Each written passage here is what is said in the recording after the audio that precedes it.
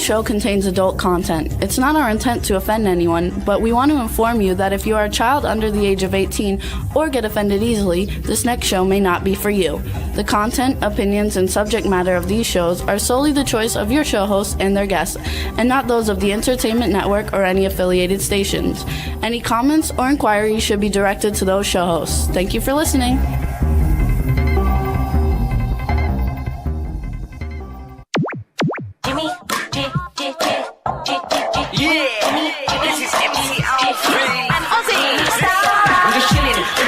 Sitting down and designing, why every man in a thinking, what are we gonna be wearing? Yo, I'm a Liverpool MC, you can't test me. Big up the girls inside the party, let's get down to crazy Jimmy. Big up myself and known as Alfie, the one and only, the Turkish MC. Always love the clothes of Jimmy. Beige, I'm your wanna be, Jimmy Star's new celebrity. We'll take you out to Jimmy Star's. Hey ho, what's up everybody? Welcome to the Jimmy Star Show with Ron Russell, bringing you the good times in music, fashion, pop culture, and entertainment. And we're happy to be here. This is going to be our last show till September. We'll be back the first Wednesday in September, and we're taking 2 weeks off. And so this is our last show. It's going to be a lot of fun. We have Don't say last show. Our last show before we come back in September. And we have two great guests. Last show, stop. We have actor, director, producer Tom Gore coming on, and then we have futurist, lawyer, barrister, broadcaster, host Andrew Eborn from the UK. So it should be a lot of fun.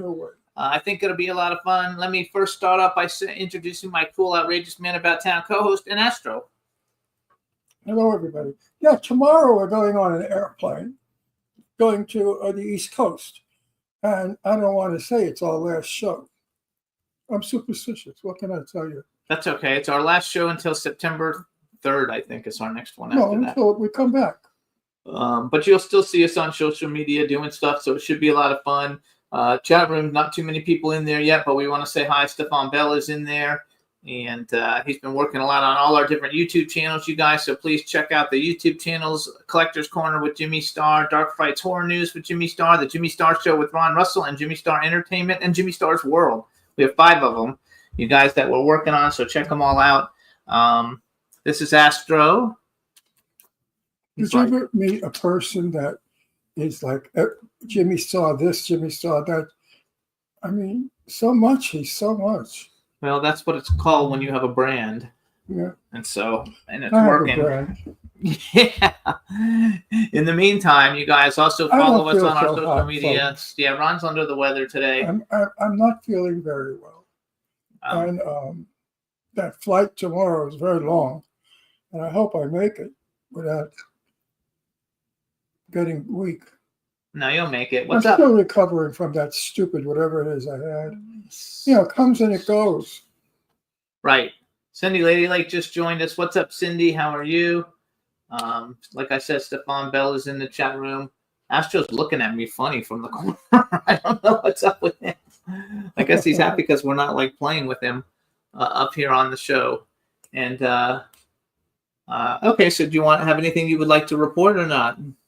Because it's what you usually do the first couple minutes and you report on something. What can I report? I don't know. Good shows to watch. You guys, Wednesday just came back on Netflix, season 2. They're doing 4 episodes and then another 4 episodes in September. The first season was phenomenal. When we come back, we have fun things to look forward to. The Clown Motel 3 premiere is going to be coming up, where Ron plays General Milan. He looks great in the film. Then we also have... I can't wait for this film to be over. In and out. I'm sick of it. Hollywood Halloween Hotness then is also coming up. That's actually on the same day as the Clown Motel 3 premiere. Lots of fun events that will be coming in the fall once it gets cooler again. It's 114 degrees here today, and it was like to die for. Yesterday, it was unbelievably terrible. What are you doing, Astro? Stop. Okay, stop, Astro. I think A Clown Motel 3 Ways to Hell is the biggest publicity of any film yet. There are over 150 actors playing clowns, evil clowns, and the cast. And everybody's putting their 2 cents in and advertising this movie. So what you're going to see in the next few coming weeks is all about Clown Motel 3. And, you know, I wish the producer would understand that more is not better. So, It's going to be a hit though because of that. So many yeah, people, so it- many but it's people a- will watch it's a it. Clown, it's a clown's bonanza. No one's ever seen so many evil killer clowns. So you know that the arms and the legs are going to be flying around and blood and guts and beating up. It's a horrible thing. It's going to be fun though, and I'm in the Ron's good really part. good in it. I'm in the whole beginning of the movie, First and, half. that's the good part. We don't even know what happens at the end part because we didn't stay for the shooting of that. We were just there for Ron's No, I shooting. shot my stuff, which is all the beginning of the movie, and then I left. We came home, so I don't know what goes on. I don't even know how it ends. Any one of those movies, It's going to be fun. I think so. I think it'll be a lot of fun, actually. So we want to thank everybody for tuning in every week. You can listen to us. We're on Acast, Apple Podcasts, iHeartRadio, SoundCloud, iTunes, Spotify, Amazon Music, YouTube, where you can watch us live, Google Podcasts, Radio Public, TuneIn, and Amazon Prime. You can also see the show on my TikTok and on my Instagram. And we want to thank everybody for tuning in every week. We're in our 19th year, I think. And it can't be. I'm only 20. Yeah. Right. And Labels. Let's talk about labels. you hate them. I He will hates not. labels and All clothes. right, listen. I buy T-shirts to sleep in, and the T-shirts are all designer T-shirts. No. When you sleep in them, you get attacked by a label. The label is usually that big with something hanging from it. What are they, nuts? What kind of, when they have to put the manufacturer, the where it came, well, who gives a shit? I just want the T-shirt so I could go to sleep. Also, dress shirts. They have to put their name someplace, these egotistical designers. So you put the shirt on and you don't realize that hanging from the back of the shirt is an 8-inch label with the guy's name on it. Asshole, that's what they should have on it for his name, asshole. If it was asshole, I'd wear the label. So all I do is get my scissors and I cut the label out. Now, in cutting out the label, I've cut the garment, so now I have a big hole. Where there was the asshole's name is now a hole. You do not win. You just don't win. I don't worry. It doesn't. They don't bother me as much as they bother you. But some of them are actually really big, and the corners are sharp, and so they like stick you. And Ron They can't stab stand it. you. They put holes in Ron it. can't stand that, so it's not any fun. Like, so the one I have on now has a label right in the front on the right side of you where your belly is. Who's going to see that? Like somebody's going to take my shirt off and look and say, "Oh, I see your label." No, I did No. mine smart. So when I used to do my clothing line, I put the label on the front, right here where everybody could see it, but it didn't stick you in the back. So it worked out nice. And if you didn't want people to see it, if you tucked it in, they wouldn't see it. So it was fun. Those were fun times. Long time ago, but those were fun times. People are complaining about the labels. So now manufacturers are getting smart and they're printing the label in the fabric. Yeah, instead of actually sewing in a label. Right. And it's cheaper, cost effective, and makes me happy. You think so? Up, B. Claudia just joined us. What's up, B? Hello from Germany. Cindy Lady Lake We in went to there. a party Sunday Yes, we did. at Jennifer Jennifer James's James and house, Ming Ballard. and we saw Ming Ballard, and they had the air conditioning on, like Nautica. It was, icicles were forming You on have to the speak up a windows. little. Huh? You have to speak up a little. I can't. Okay. This is what I've got. Can you hear me out there? Because my voice is going. Anyway, So we were in Los Angeles, you guys, and the party. And so when we left the desert, it was 109 degrees, I think. And no, it was too. 118. No, it wasn't 118 on Saturday. Sunday it was 118. Yeah, but it was Saturday that we went, though. It was 109, but it was 70 in LA. So there was a 39-degree difference between LA and they where we had live their in air conditioning on so cold that maybe that's why I don't feel good. I might have caught the flu or some shit, or a cold. I might have gotten a cold. And I had to go out and sit in the patio where they were smoking pot. And I don't smoke pot. And I don't care for people that do because they make no sense. They laugh like idiots and they're stupid. So I had to stay in the house And it was freezing. where it was ice cold. It was good though, and Jennifer James and Ming and I will have a big announcement with Cindy Lady Lake coming very, very soon. I think really soon. By the time we come back, actually. So everything is going good, and we got some big announcements coming up for lots of great things that you guys I think are going to like a lot. So we can go ahead and bring on our first guest because our first guest is here. What does it mean when, our guest is here. I'll talk about it on the next one. Okay. Hey, Tom, how you doing? Jimmy, Ron, Hey, how are you? doing great. Good. I sound like I'm going to get laryngitis. I know you don't. Your voice is very low. I got sick at that fucking party because of the dope addicts, because of the potheads. Anyway, so let's do it now that we know we can hear you. Let's Excellent. do a proper introduction. Hey, everybody! Now we want to welcome to the Jimmy Star Show with Ron Russell, actor, director, producer Tom Gore. Hello, and welcome to the show. Gentlemen, thank you for having me.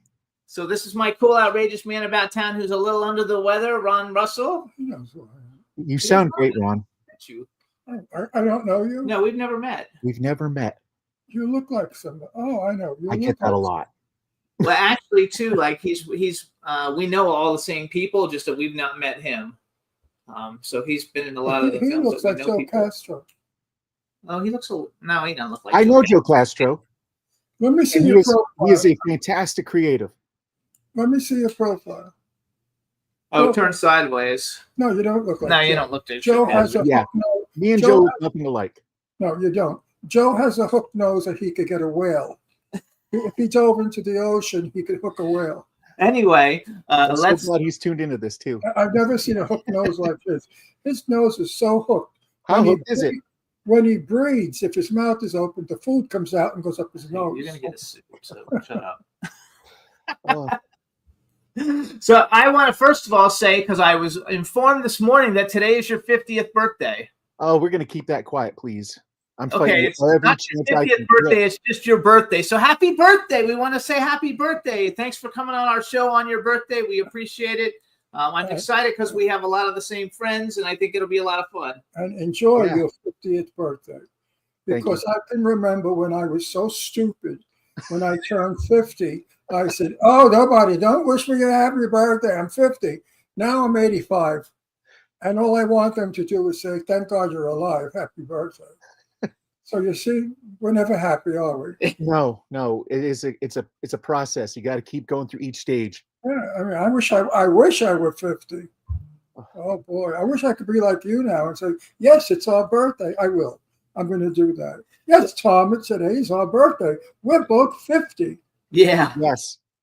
So you guys continue. You can follow Tom on Instagram. He's at Tom underscore Gore underscore actor on Instagram. So where are you actually calling us from? I'm in Fayetteville, North Carolina, where dreams go to die.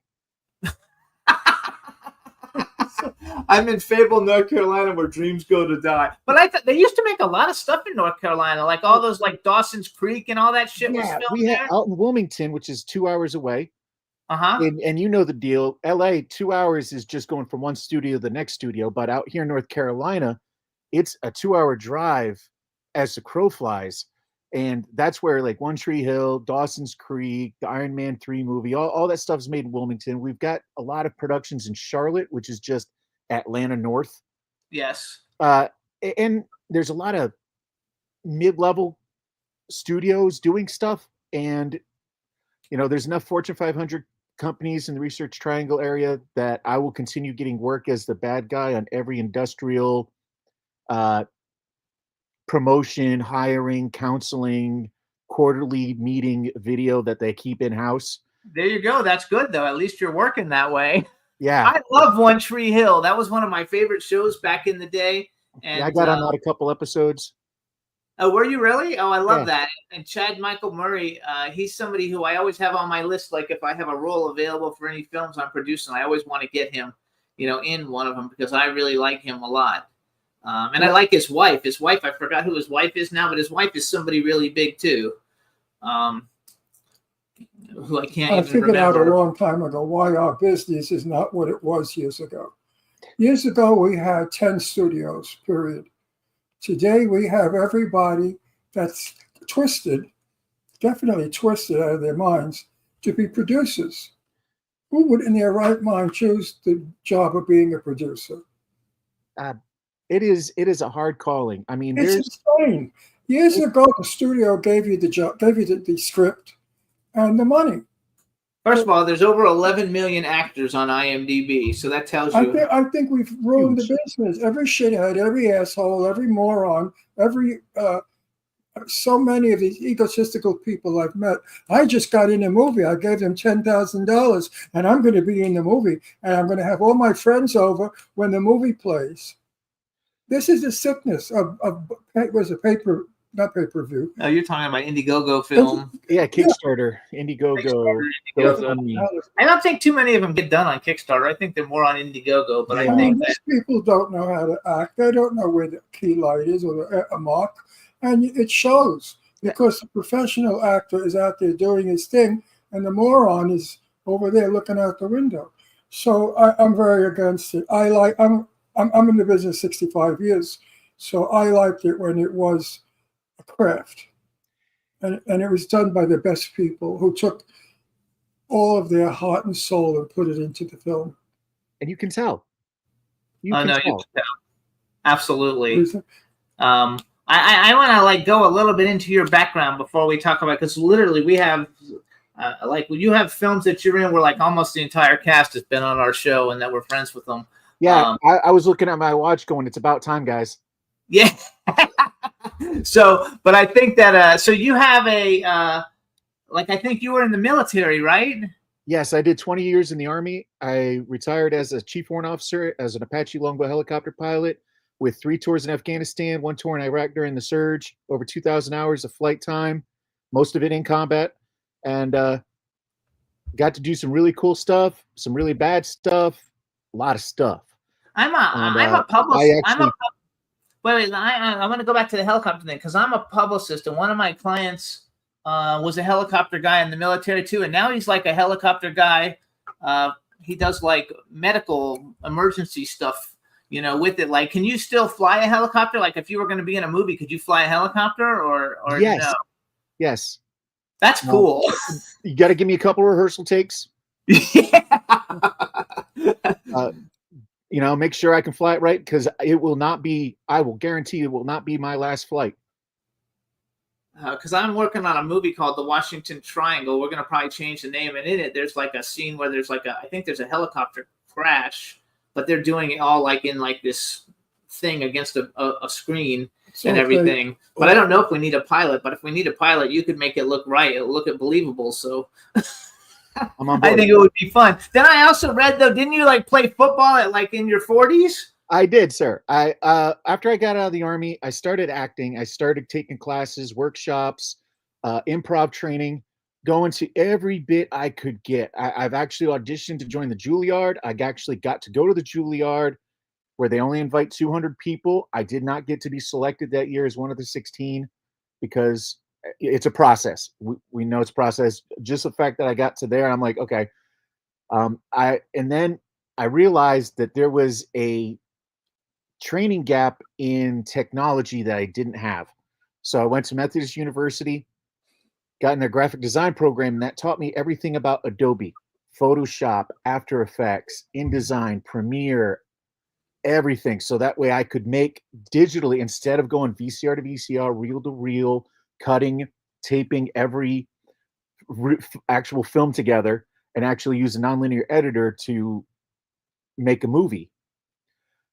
Doing so, I went to the coach and had to go through if I was even still eligible to play football. Yeah, because you're older than everybody else. And there's life experiences that can disqualify you. I happen to be sheltered from those life experiences that would disqualify you by being in the Army and other countries and dodging bullets and bombs and rockets. Oh my! So I got to play 4 years of D3 level NCAA football. Well, you're the oldest one, right? You're the oldest. You're in your 40s, and everybody else is like 20. Yeah, I was at the time the oldest guy playing. And when I retired, well, when I graduated, I was 46 years old. I got interviewed by Sports Illustrated, which is great. I'm like, you guys got to be kidding me.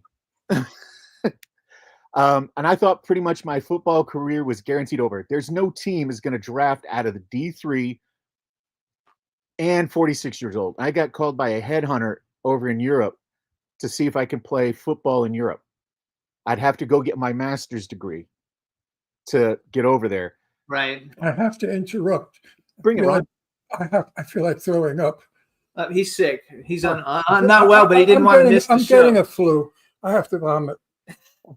Can you get up? No. Oh, sorry about that, folks. There you go. All right. We'll keep going. We keep going. The show Okay. must go on. So, okay. So you were I go to England when try to go to England. COVID hits. They're not taking international transfers. I got to wait a year. Headhunter calls me up next year and says, "Hey, you want to try it again?" And I'm like, "Sure." So we talked to a few of the head coaches in England. I get selected to go and get my master's at Loughborough University. We won a national championship, went undefeated. So I got this big stinking ring sitting around here somewhere. And then I got to play for the Nottingham Caesars. And it was another, so and we went all the way up to the semifinals before our first loss. So in European play, I'm 23-1, and I retired from football at 48. There you go. So that was a pretty impressive thing, and probably something that really nobody has done. Yeah, and I just saw Angel Studios put Michael Chiklis in The Senior, and I'm like, how close is that to actual my real life? Which is fun, actually. And I'm like, I got way better hair than Michael Chiklis. Yeah, that's right. Except he doesn't have any. So how did you decide on the whole like acting thing from all of that? That was one of those epiphanies. In the Army, I did a lot of destruction, a lot of ruin, a lot of bad, make it worse, get it, destruction. It's your job. You win. And when I got out and I was like, I can't keep doing that. I can't do that to myself. I can't do that to my soul. What is the exact opposite side of the spectrum? Creating. And acting has been quite cathartic in the process of creating. You create a different character, you create a different world, you create a different story. And that has been my fueling drive to in the whole process. Whether I'm writing, producing, acting, directing, whatever portion of the story I'm telling. Right. I think that so then how did you, because you do a lot of horror movies. Were you a horror movie fan before you started doing them? No, I am a sci-fi guy. Okay. My younger study of personal time was Bradbury and Asimov. So what are some of the favorite like movies as a youngster or growing up, or things that had an influence on you to want to get into all of this? Krull. Oh, wow. The old Star Trek. Kirk and Yes. Spock, because the philosophy behind where humanity can go is what makes that so endearing.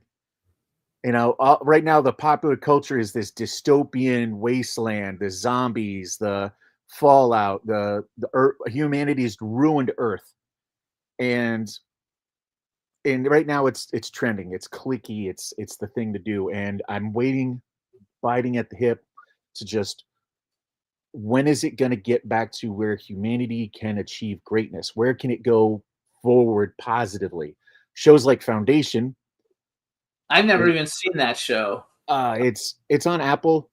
There's a shameless plug for Apple Plus. You're welcome. Okay, that's okay. You can plug them.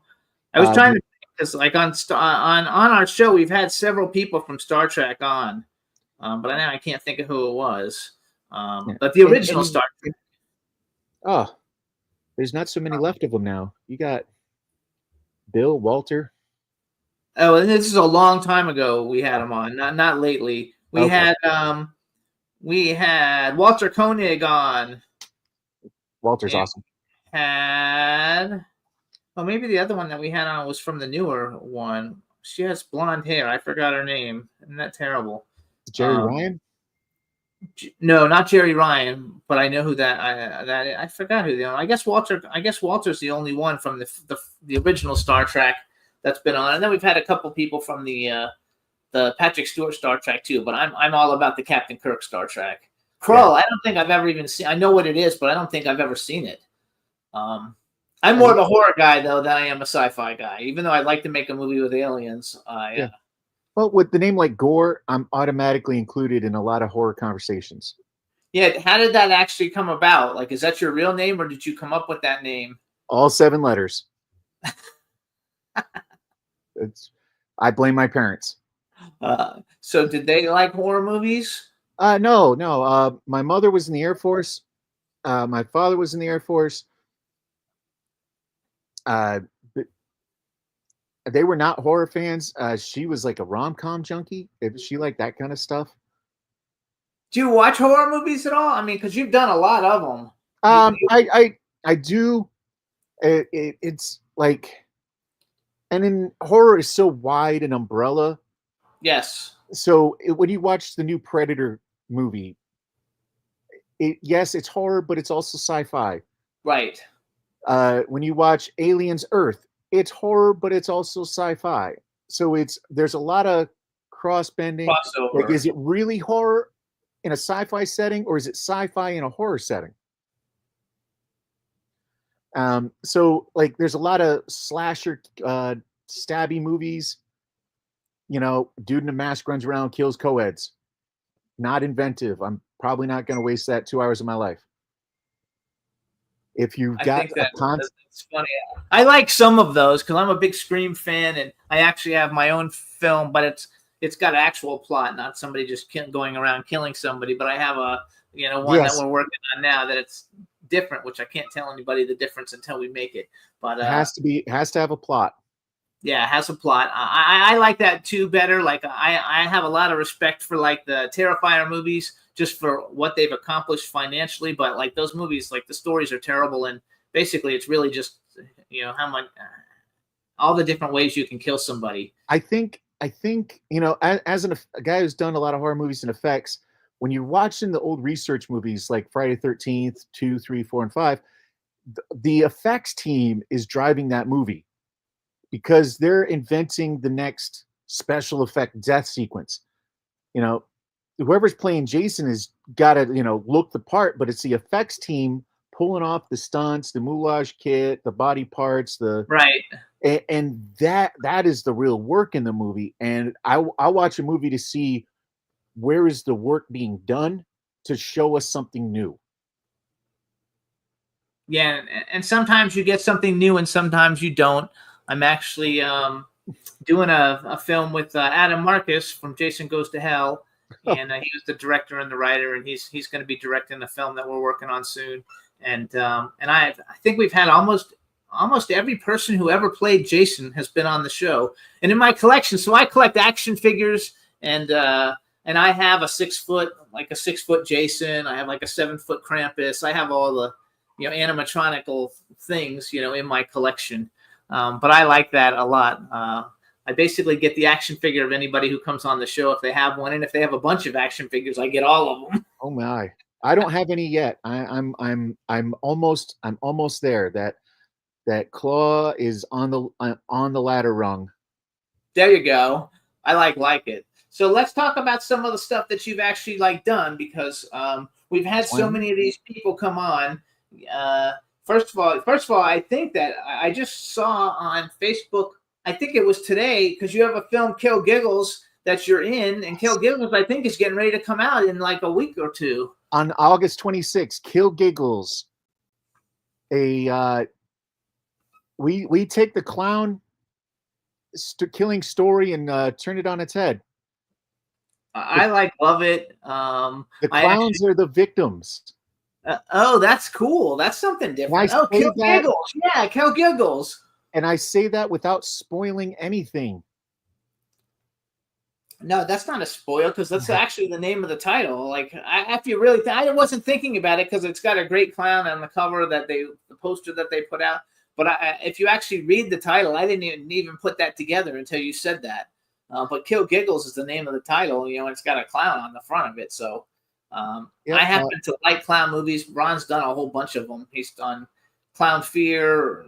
He did Clown Motel 2 and 3. He has Clowny getting ready to come out. He has all kinds of these clown movies, and he doesn't really like them in so much anymore. But I just wanted to bring it up to support it since it's a film that you have coming out, Kill Giggles, and also I have a film right now on Tubi that I produced called The Beast Inside, and it stars Vernon Wells, and Vernon Wells is in Kill Giggles. Yes, he's actually the titular character.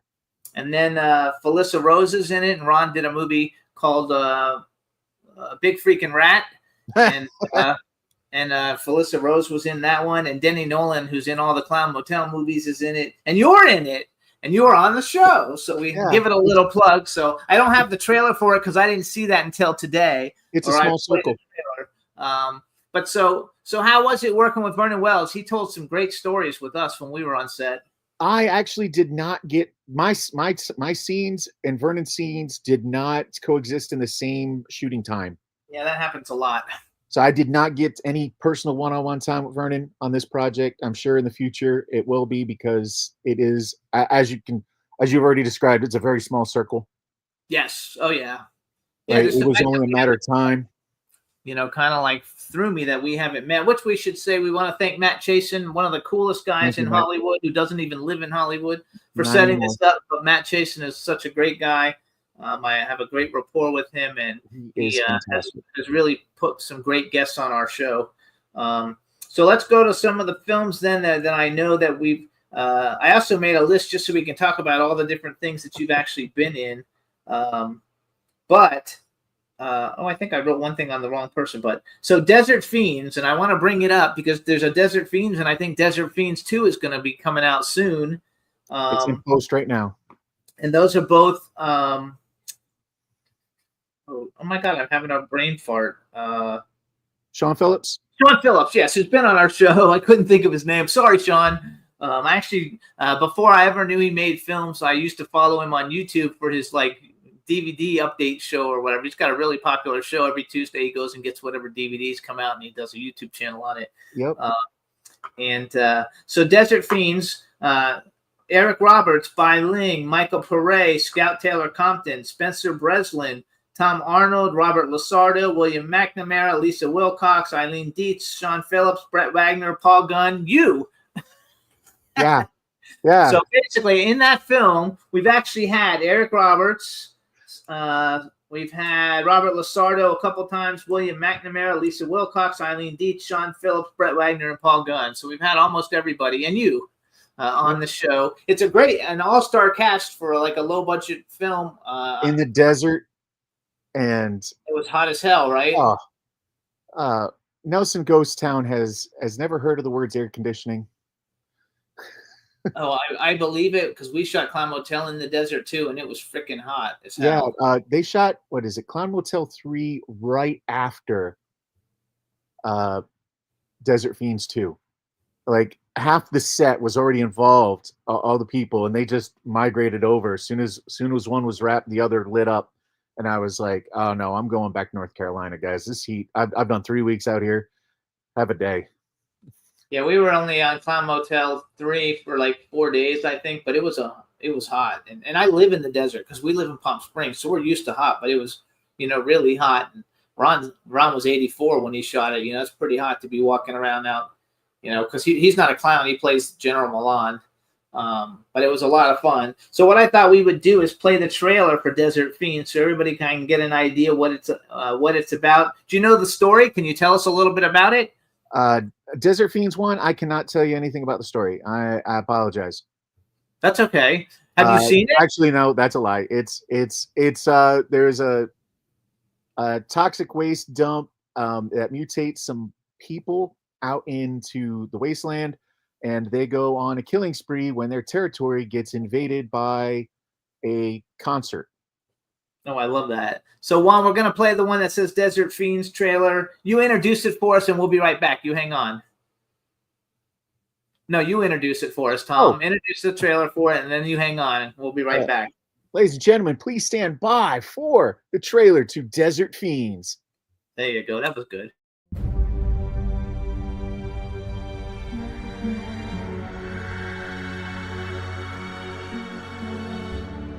If I was such a big loser, how would I have managed to score 6 of the hottest tickets in town? This is a very exclusive, very lit music festival that takes place out in the middle of the Nevada desert. Wonderful! I heard about the festival through the grapevine. I know a shortcut. You turn right over there in the dirt road. You'll save 40 minutes. What a bunch of idiots. Yes, they are!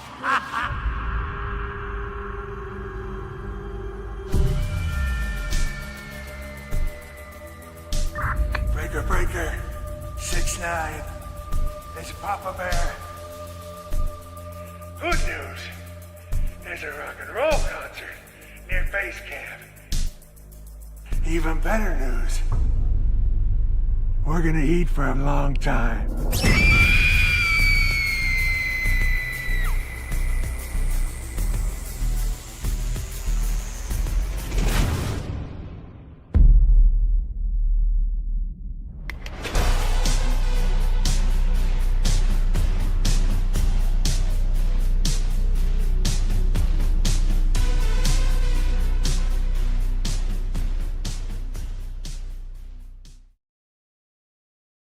So there you go. That's the first one. I love it. It's so fun to watch because I know everybody there that's in it. Yeah, it's good when you see your friends do fun things.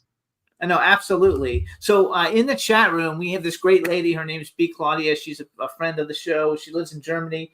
She wrote down that we had Adrienne Wilkinson, but she was in Star Trek Renegades.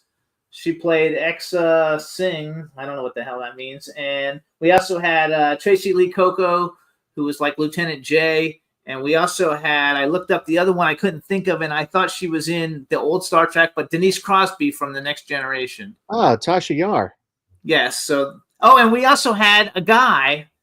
I bought his action figure after he came on the show. Now I forgot, but he's in The Next Generation also. Now I forgot his name. But I think it's a lot of fun. So I have a lot of Captain Picard action figures just because I like him. I think he's fun. So then you went to Desert Fiends 2. Now that's the one that just shot, like the one we did Clown Motel. When's that one coming out? Do you know? I'm thinking it should be out January, February timeframe. I'm not 100% sure. I know there's a process. I know that they're still actually editing it right now. So we got Eric Roberts, Robert Carradine, Robert Lasardo. I love Robert Lasardo. He's like one of the coolest guys ever. Martin Kleba, who's in Clown Motel. Yep. Kansas Bowling, Brett Wagner, Douglas Tate, Kato Kalin, and Adrian Dev. And you. We actually met Robert Lasardo. Do you know who the Mahal brothers are? I do. Rest in peace. Yes, rest in peace. So we go to all their premieres, and they're great guys. And they always invite us. And so he was at the. I don't know if it was putting out content. Yes. They did Bloodthirst, I think, at the premiere, and Robert Lasardo was there, and I was actually kind of like nervous to talk to him just because, he plays really terrible people. And he's the nicest guy ever. We talked to him. He watches Turner Classic Movies, and he's been on the show a bunch of times, and we talk on the phone all the time, and he's just one of the coolest guys in Hollywood. He really is. For someone who looks so intimidating. It makes it so easy to be a bad guy on screen if you're a real nice guy in real life. Yes, because no one expects it out of you.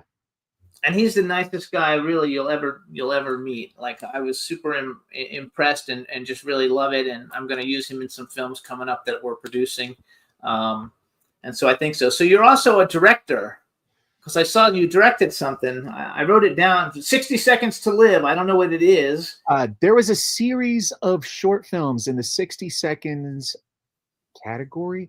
It's like it's really 60-second short films. There's 60 Seconds to Die, 60 Seconds to Die 2, 60 Seconds to Die 3, 60 Seconds to Live. And it was a series of them, and I directed a couple of shorts and submitted them. Oh, there you go. Okay. And it's so hard to tell a 1-minute story. It really is. It is its own art. Never tried to do that before. You know how commercial producers, commercial directors have a certain mentality about them? They got 270 words, 30 seconds, 6 to 8 shots, and that's the commercial. And Yes. somehow you have to say the client's name 7 times to get your commercial bought Right. and sold to the Yeah. client so it gets out there. Just flip that on its edge. You get 60 seconds. You get a little bit better dialogue, but mostly about somebody screaming to death in the last 10 seconds of their life. And it's difficult. It's a challenge, and I like a challenge. So I've never tried to do that. I have participated in those like 48-hour film festival things and stuff like that before, and that That's was 7 minutes. that was pretty difficult. Yeah, that was difficult, but like a minute is like no time whatsoever. That's cool though. So those are 60 seconds to die. Well, yours was 60 seconds to live, but there's 60 seconds to die 1, 2, and 3. Yes, and I've directed shorts in those as well. Oh, okay. Oh, that's cool. I like that. You also have another film, Skate to Hell, and that one we've had almost everybody on too, and a lot of the same people are in that one. And I think this one looks like a lot of fun. Oh, it is. It was a Eric fun time. Roberts, James Duvall, Robert Carradine, Jenna Jameson, Todd Bridges, Spencer Breslin, Robert Lasardo, Brett Wagner, Douglas Tate, Scott Schwartz, Lisa Wilcox, Oliver Robbins, and Eileen Dietz, of which, we've had James Duvall, Eric Roberts, Robert Lasardo, Brett Wagner, Douglas Tate, Scott Schwartz, Lisa Wilcox, and Eileen Dietz. So we had most of them. How was it to work with, because Spencer Breslin, isn't he he's the kid from like 2.5 Men or something, isn't he? I do believe you're correct. My scenes were not with him. The times I was on set for that, we had only some of those people on the list.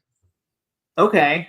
I love like Brett Wagner. He's Texas Chainsaw Massacre. Douglas Yeah. Tate is everybody. Brett is great. I talk to. I get a chance to hang out with him every film set I'm on with him. Somehow I get to hang Great out. guy. Yeah, dude's phenomenal. He's really a lot of fun. He's been on the show, and I follow him in all his social media. He signs autographs every freaking weekend. Yeah, he gets around. He's talking to the fans.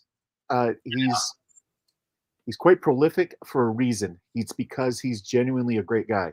Yeah, he's a good guy, and he also knows that if it wasn't for the fans, he wouldn't be as popular as he is, and he respects that, and I like that with every actor who does that, which most of these actors do. Felissa Rose is really good with the fans. Yep. Vernon Yeah, Wells. they do a show together. Yes. Oh yeah, that's right. Felissa and Brett, they do Brett. a podcast show together where they talk about all things horror and what's coming next. Yeah, they're really good people. I like them a lot. So I want to play the trailer for Skate to Hell. Now, is Skate to Hell already out or not? No, it's coming out soon. Okay. It's like an any day now kind of thing, but I don't know what day it is. All right, so hey Juan, we're gonna do the one that says Skate to Hell, but you introduce it for us, and this time say your name and then introduce it. Ladies and gentlemen, I'm Tom Gore, and you're about to watch the trailer for Skate to Hell. You're good at Who's that. ready to be shocked and amazed? Eeny, meeny, miny, mo. Yeah! Listen, man, it's the Lord. It's got some kind of unholy power, dude. It can send people straight to hell. Evil fucking powers, huh? I'm so scared. Welcome to your favorite game show, Escape Room from Hell. He's in his own personal hell now. He might be back, but I still haven't figured out how it works. It appears my son may be in danger. I must visit the Earth's surface. Sort this thing out. Obviously, I had to take on a new form. Do you believe I could walk among Earthlings? The new look suits you. We're here for one reason and one reason only. To find my son. My earthly name is Howard, but downstairs they call me So where can I crash for the night? Get rid of this thing. Whoever owned this before burns churches and worships Satan. I want to be good, but it's so fun to be bad.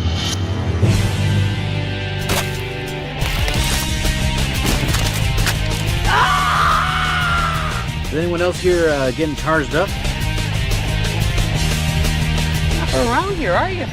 Holy shit! You look like hell. Thanks for noticing.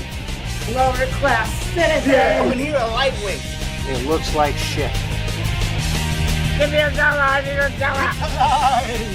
Really, John? You got me into this, didn't you? Maybe you can get me out then.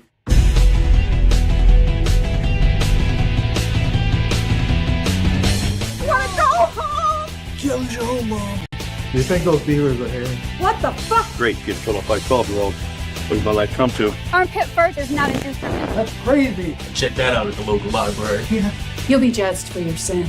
He's ruining my film experience. I can't believe that old dusty fool Jim Seamstress is back to making films again. Who would watch a movie like this? You would have to be insane! Money is home.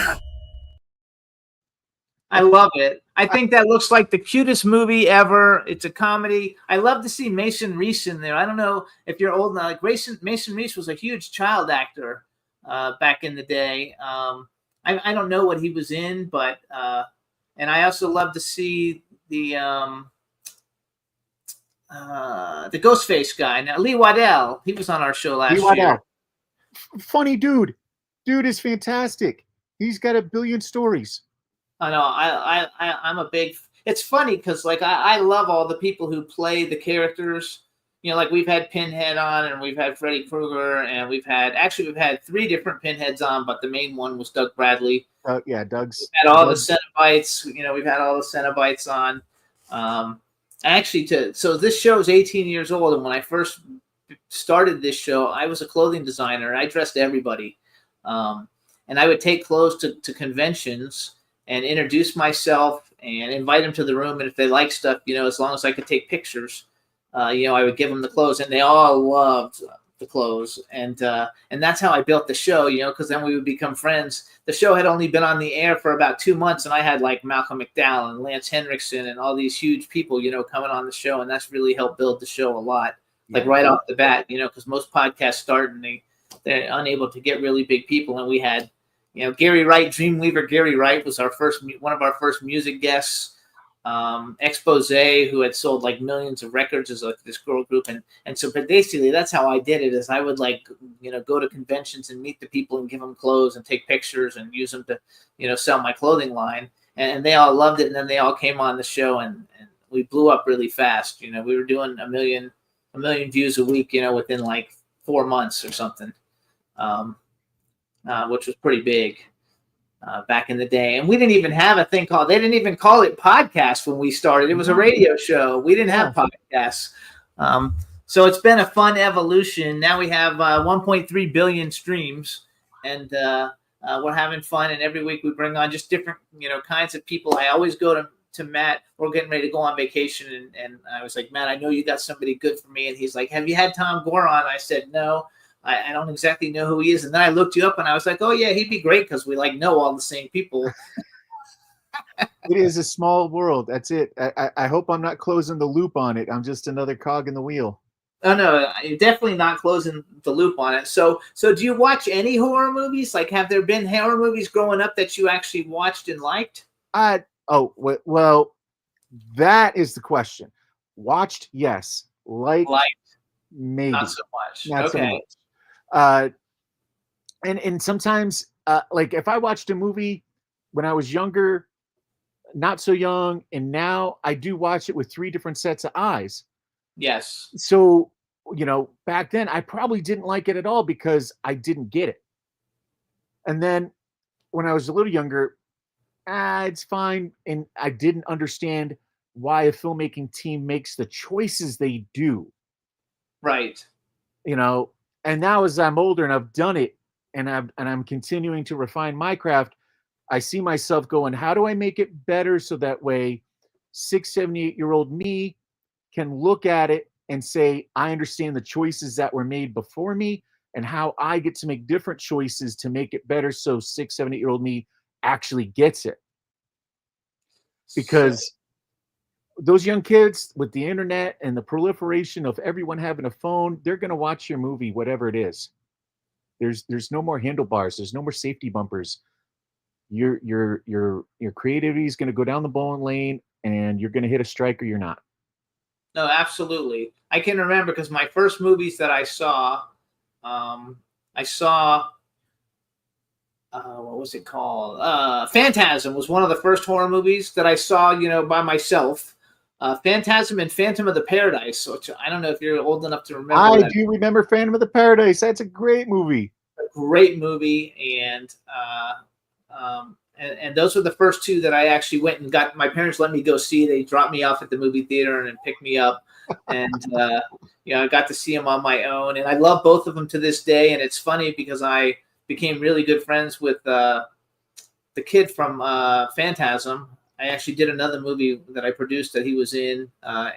What's it? Baldwin. Oh my God, I can't think of his name. I'm having Michael Baldwin. Hey, Michael Baldwin, who's the kid in all the Phantasm movies. He's in like all of them.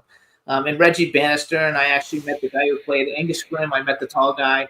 Rest in peace. Yes, rest in peace. But it's such a great, monumentally different than every other movie. People get killed, but it's totally different than. Yeah. I do remember I was young. My mother took me to go see Friday the 13th, the first one. And that was one I didn't get. Oh, funny. Okay. Yeah, it wasn't scary to me. I do remember it wasn't scary to me. I mean, I was a young kid. My mom probably shouldn't have taken me to see Friday the 13th Part 1. Now I know, everything behind it, all the story behind it, all the sequels, and how that has evolved over the decades. Creatively, makeup wise, technological wise, legal wise. It is. We actually had Sean McNamara on the show, who's the creator of Friday the 13th. And then we had Steve Dash, was a really good friend of mine. I lived in Florida. When I started this show, I lived in Florida, and Steve Dash was a really good friend of mine. And Steve Dash was the first Michael Myers, the one with the bag over his head. Not Michael Myers, the first Jason Voorhees with the bag over his head. And he was a really good friend of mine. And he actually, the studio that we broadcast out of is in Florida, and he actually came to the studio, and we did the show live in the studio when I lived in Florida. And he was like the coolest guy, ever. After he's for him too. After you get a feature out and it's, one of those legacy building features, your attitude at life changes, I found, dramatically. Like something cathartic happens in the process. And it's like you knew that person before the movie, and you're fortunate enough to know them after the movie, and there's something that changes them in the real world, not just on camera. And it's great to see. It really is. I think that, so I've got one that I'm working on. It's called The Legend of Bunny Man. And I've already got, I already have action figures made for it. I had a series of 12-inch and 3.5-inch action figures made for it. And I also have a sample one, and we're putting it together right now. I came up with the concept. Somebody else wrote the script, but I came up with the script based on my idea. And I think I'll be funded before the end of the year, and we'll shoot next year.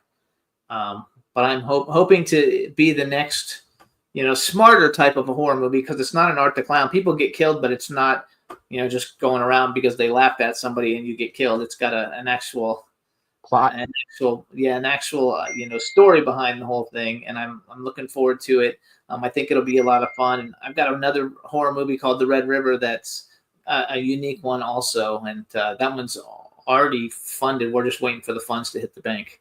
Do you like directing? Like, you mostly act, right? You've done your IMDb is more acting than anything. I do like to act. Directing is a concerted effort because it's more of a process. When you're acting, you get to let go. Right. you make your choices, you fulfill your contract obligations, you say your lines, you do the hardest bit of being on camera, and that means being entertaining. Right. As a director, you have so much more responsibility. It's the exact polar opposite than being an actor. And it is, if you've never done it before, oh, Ben Affleck, he was an actor and a director in the same movie. The amount of talent, time, skill, requirement, training, discipline, and coordination and communication it takes to achieve that goal is why Argo has an Oscar. And if you're a fan of Ben Affleck or not, the craft he's cultivated is actually a fan. remarkable.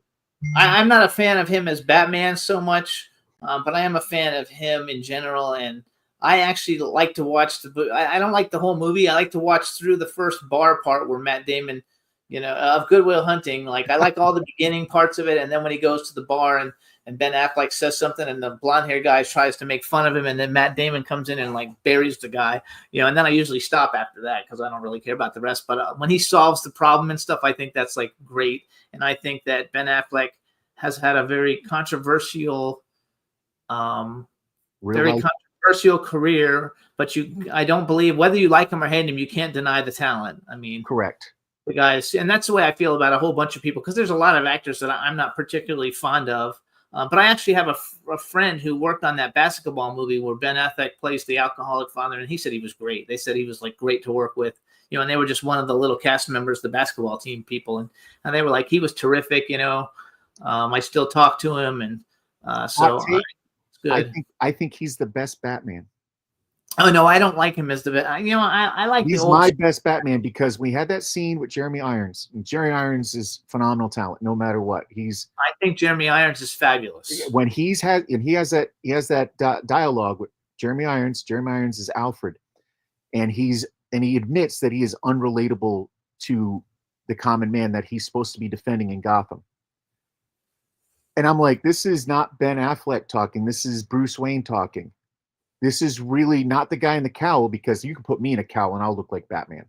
This is really Bruce Wayne admitting what only Bruce Wayne can. And Ben Affleck, we know he's got women trouble. We know he's got money things. We know he's talented, he's skilled, he's popular. He is everything. If he had Gotham, he would be owning most of Gotham as Ben Affleck, like in real life.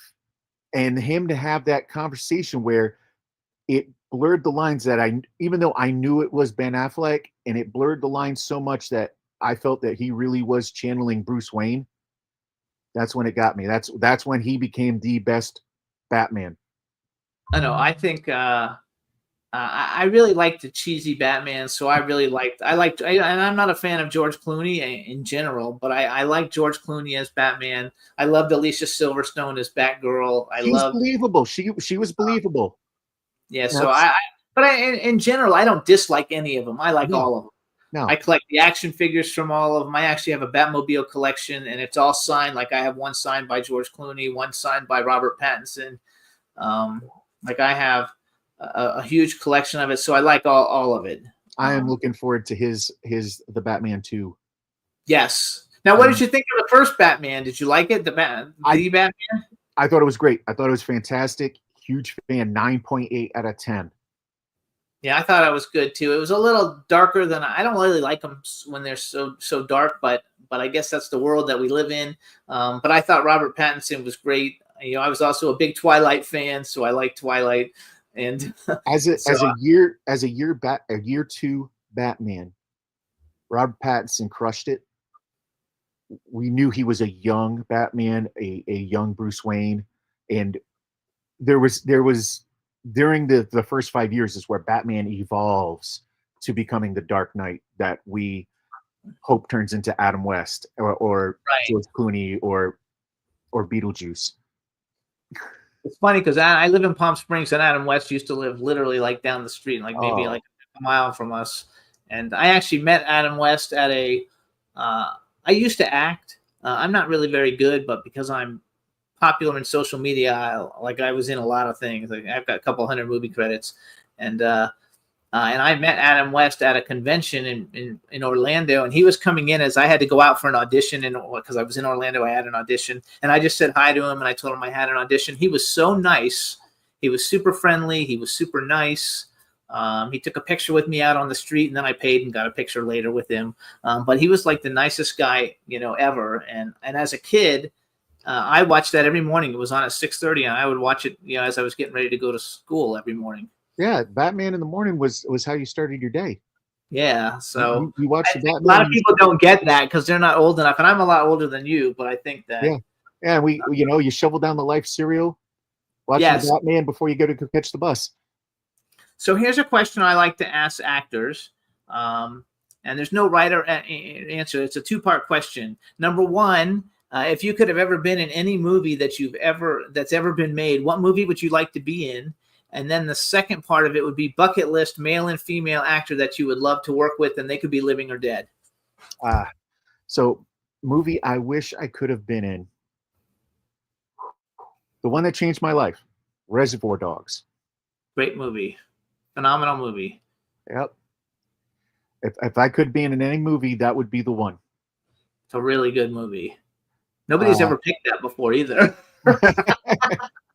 As somebody who's made movies before, you got one. They used like the outside stuff. The restaurant is restaurant, but the warehouse where everything happens is a casket coffin warehouse. And they just tarped it and did everything. All of the drama, the whole movie is in a casket warehouse storage room, and they just stacked them, racked them, and bagged them, and just like, this is where we're working today, guys. I love it. It was a great film. That's funny too that I never really. I don't think anybody's ever picked that. Okay, male and female actor. Let's go there. Oh, female, Sandra Bullock. Oh, that's a good pick. I like Sandra Bullock. What's your favorite Sandra Bullock movie? Demolition Man. Good movie. Wow, you pick a lot of offshoot. You pick a lot of like that's kind of sci-fi too, though. But like you pick a lot of like off the wall films that because I asked this question to everybody and like nobody's ever mentioned any of them. So it's nice. It's nice to have something different. And I'm glad you didn't pick Meryl Streep because everybody who picks Meryl Streep, I want to punch him in the head. So many better people than Meryl Streep. She is so giving, so talented, and so intelligent. For her to play so far below her mental capacity and make it believable, it takes more than just, I know I'm making a show. I mean, she sells it the whole way, and it's seriously a brilliant performance that is completely underrated. I'm gonna have to rewatch it now just because of that. Yeah, and there's who else? Wesley Snipes is Wesley in that, right? Snipes, Sylvester Stallone, Deuce Bigelow, Rob Schneider. Rob Schneider, yes. No, that's fun. Okay. And give me a guy. Give me a guy. If I can, Steve Buscemi. Great pick. I think that he is top of the list. You got Crazy Eyes in an Adam Sandler movie. Then you've got The King of New York. That's as funny. One of the most vicious mobster dudes ever. Like, that's full spectrum range. Was King of New York the one with Christopher Walken? No, not Kings of New York. The other one, Empire, not Empire. Oh, Empire. Not Empire. He's a mobster in New York. God, what's the title of that? What? I think when I think of Steve Buscemi, I think of, wasn't he in that the Go to Space movie with Bruce Willis? Yes, Armageddon. He's really good in that. He's really good in Con Air. Oh, he's fantastic. He's also there was some other movie that I've always liked his movies. I also feel like he's way underrated because he should be like a household name like all these other people. His movies are so great. His movies are terrific. He's such a great star. I've never met him. He's somebody I'd like to meet, actually. Yeah, trying to find what is when he was in Con Air, though. That was like one of my favorite characters in Con Air. Boardwalk Empire. Great show. Great show. Yeah, that one. Yeah. Yeah, he's in all the Hotel Transylvania movies, the animated cartoon movies, everything with Adam Sandler. He's He's in his hip pocket.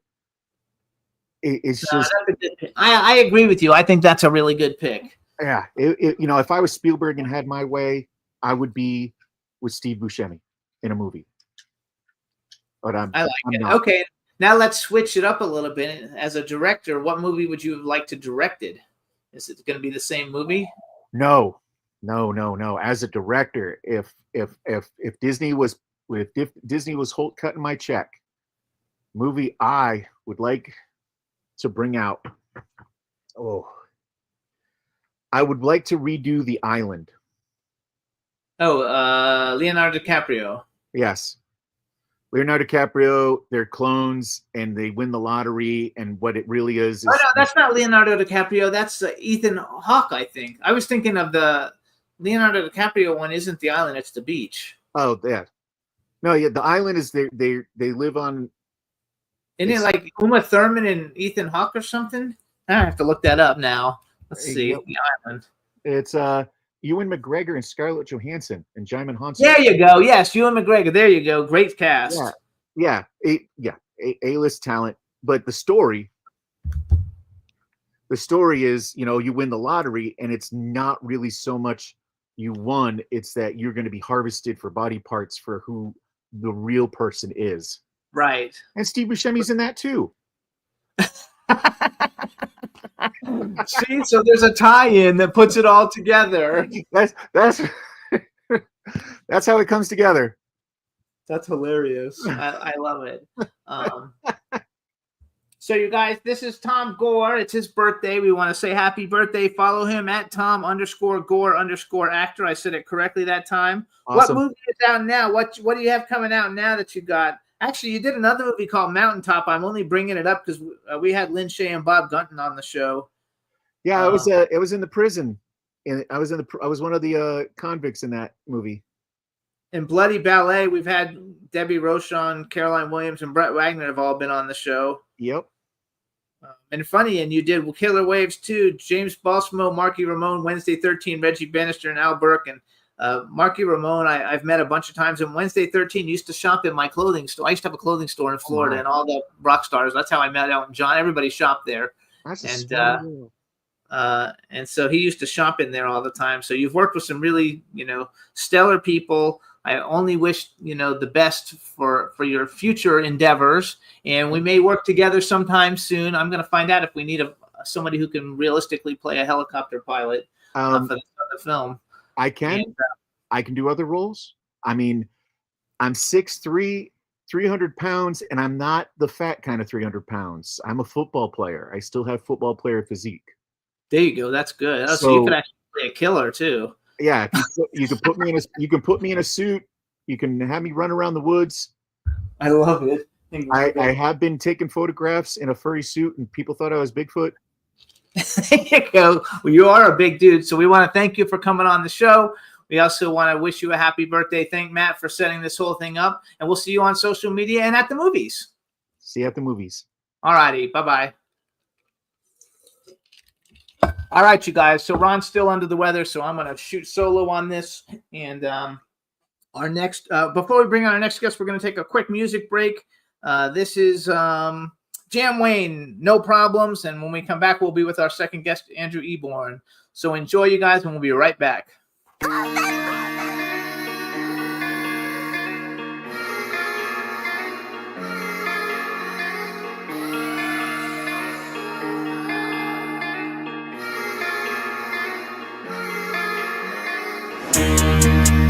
Okay, I ain't even gon' flex this Sunday. I ain't even up next, but one day you gon' put this tape in, hit the replay, gon' vibe and you ride, chill to the music, feeling what I'm putting inside, dealing with your vulnerable side. This go hard and I ain't even try. Close your eye, just vibe with me, do or die for life. Really, when I ride and he drive, in me, great spirit is my Siri. Navigate through the ways of the land, demonstrate when the new understand. Give me grace when I don't understand which way is the best. No, God's got a plan. Throughout my life, my hands stay dirty, down the ride when it's necessary. Walk the line, I got no worries. Take my time, I'm in no hurry. Brothers die, so my eyes blurry. Another ride to the cemetery. Live your life, you know death coming, but a vapor, we gone, homie. You don't really want no problem. You don't really want no problem. You don't really want no problem. You don't really want, you don't really want no problem. All till I see that, till I drop down 6 feet deep in the casket, till my last breath and I breathe that. Stand on the front line, called into action. Keep my mind free, no relapse.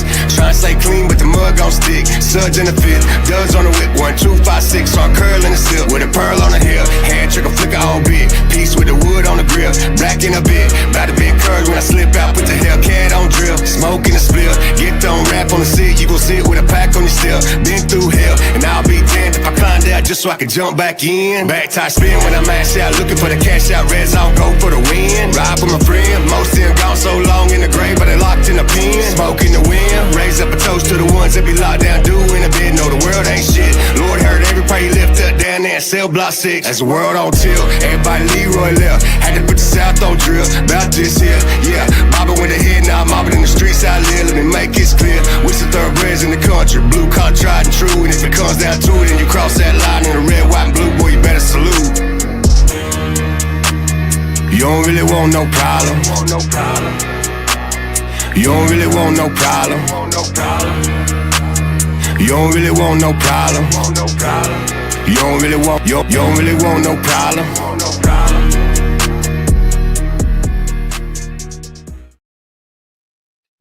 So everybody, that's Jam Wayne. I always like to play his music because he's before he became a popular hip hop dude, he was like a nuclear technician, and I find that fascinating. That because he like looks like he lives in the backwoods, the backwoods of like South Carolina or some shit. But his music is really good. He's very popular for an indie artist, and now we're gonna bring on our next guest. So let's bring in Andrew Eborn. Hey. Joy, I have to say, I love that. Wasn't that brilliant? And he was a nuclear technician. Yes, he's a nuclear engineer. Yes. And he puts out new videos all the time, and it's hip hop, but it's like a white dude doing hip hop, and it's rough and tough. And I just think he's fabulous. So yeah, he is fabulous. Don't we love all of that? And I can I say love what a delight it is to be on your show? I was enjoying your first guest, and I've been trawling through the archives and seeing your record-breaking statistics and your brilliant guests you have on every time. What's happened to Ron then? He's not well. He's not well. He actually started the show with our first guest, but he said he felt like he had to throw up, and so he's gone. Well, he probably found out that I was on the running order. That's what happened. Oh, yes. Let me do an official introduction. All right, everybody, now we want to welcome to the Jimmy Star Show with Ron Russell, futurist, lawyer, broadcaster, host. I guess they call it a barrister in England. President of Octopus TV and Phoenix 360, Andrew Eborn from the UK. Hello and welcome to the show. Hello, a sense of deja vu. It's lovely to be on your show.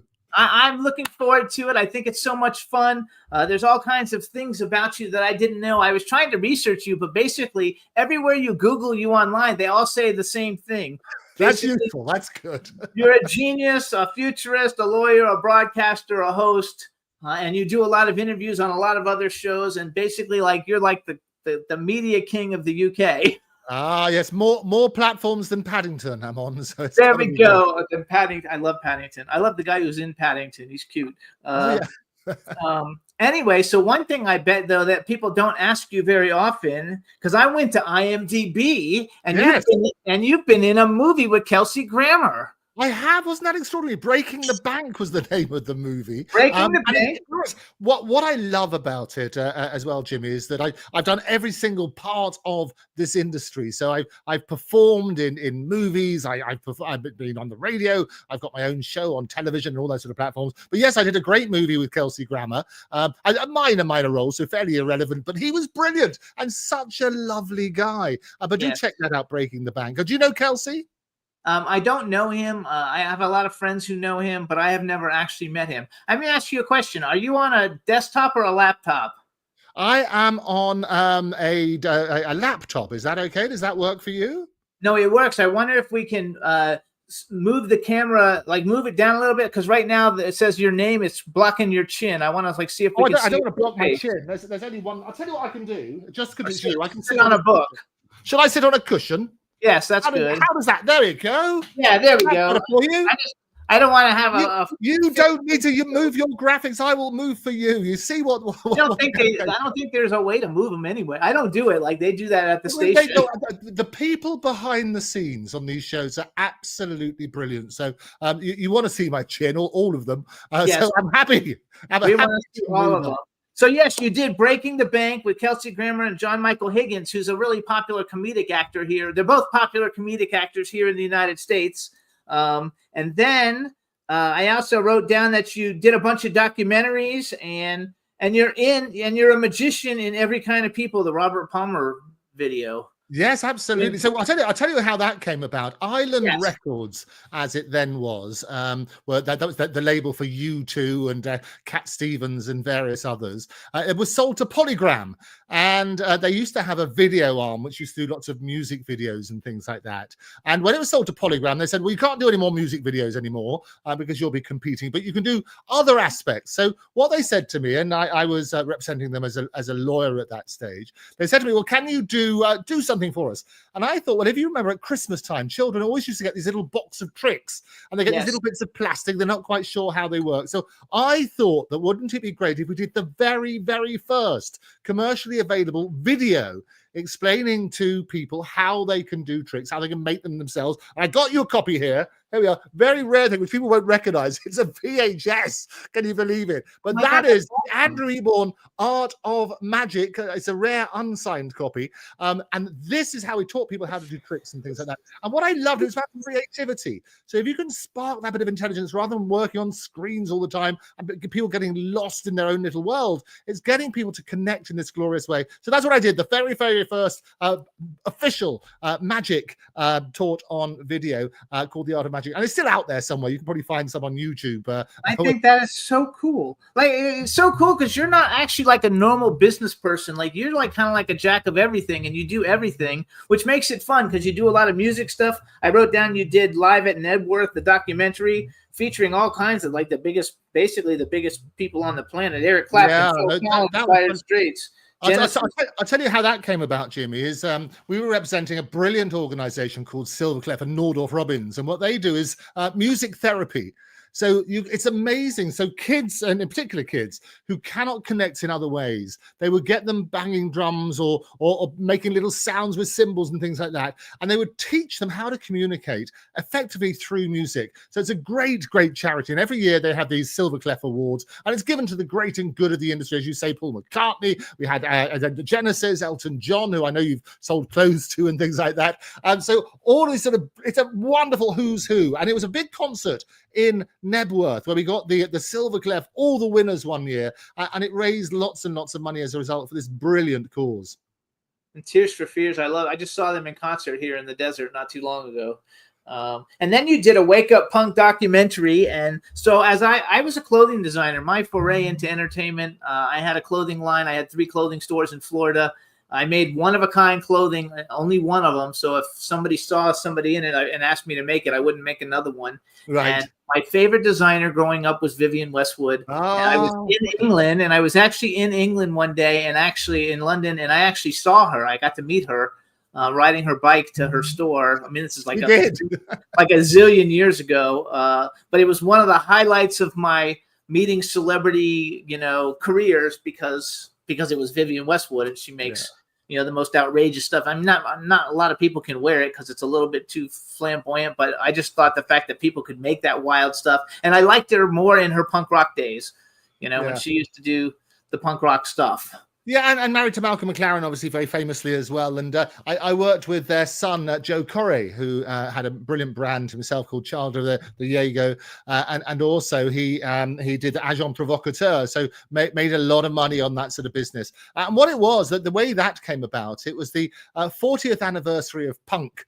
And Joe Corey, the son of Vivienne Westwood, very famously said he was going to burn his punk memorabilia because it's basically being acquired, if you like, by all the people that punk was supposed to rebel against. All these bankers were framing punk outfits and putting them on their wall. And he said, this is crazy. This is not what punk's about. So in that act rebellion, that is what he was going to do. And they put the figure on of about £5 million worth of punk memorabilia. And I suggested to Joe, well, look, if you're going to do that, you might as well document it. So you might as well film the whole thing in the same way as that you can sort of then tell the story and get the message across. So that's exactly what happened, and it's evolved into that sort of great documentary. But it's an important part, and I had the joy of meeting Vivienne a few times on set. She's a real, I mean, she was obviously an iconic figure, Dame Vivienne Westwood, as she was. And there's some fascinating stuff that we found out about her. For example, the anarchy symbol. You wouldn't know this. I didn't know this. Even Joe was surprised. You know, the A, and it's got a circle around it. Vivienne came up with that.